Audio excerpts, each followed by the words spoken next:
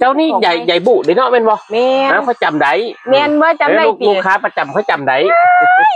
จำได้ลูกค้าประจำเนาะ แม่น มันขายจังไดนี่พ่อค้า หัวละ50ไข่บ่แพงได้ยาย หัวละ50ติ แม่นมาเด้อครับผู้ใดอยากกินข้าวโพดมาเด้อ หัว ค ละ รับ 50 แม่น อยากได้แท้เนาะ เอาอยากได้ก็ซื้อตัวยาย อันอยากได้จัก3หัวไป3หัว100ได้บ่ อ้าวมาสร้างว่าแท้ของซื้อมาแพงมาให้กันได้เด้อเลยโอ้ยเนาะต่อก็ต่อคักโพด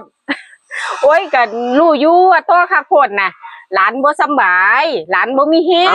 มันอยากกินมัน ร้านบ่สบายติยาย อยากกินมันเพิ่นก็เลยอยากกินหลายหนึ่ง บ่ ยายก็เลยย่างหาซื้อได้กินหอมไปฮอดไทยบ้าน ร้านผู้หญิงผู้ชายล่ะ หลานผู้หญิง บ่ เท่าไป บ่ทันได้เฒ่า บ้านได้เท่าโอ้ ยังสาว อยู่เอา ยั เอา งสาวอยู่ ให้ก็ได้ให้ก็ได้ ให้ได้ยินบ่ ให้ได้อยู่ จะเป็นใจดีเนาะพ่อค้านี่เนาะ บ่เป็นหยังดอกเอ้า เอา3หัวร้อย หนูน้ำหาจะตั้งนานอยู่นี่จ้ะ อยู่นี่ล่ะ เพราะละน้ำหาตั้งนานเว้ย ผู้ใดเนี่ยร้านเจ้าตีร้านเจ้าตี ไปเป็นหลานแล้วเป็นหลานสาวแล้ว เอ้าเจ้าบ่สบายบ่แม่นติ บ้าตีแข็งแรงดีคือหยังนี่ถือว่าสบายคอยแข็งแรงดีคอยแข็งแรงดีเนาะยายเนาะคอยแข็งแรงดี มาตัวกินกูตัวนั้นนะเพราะนั้นเราว่าร้านบ่สบาย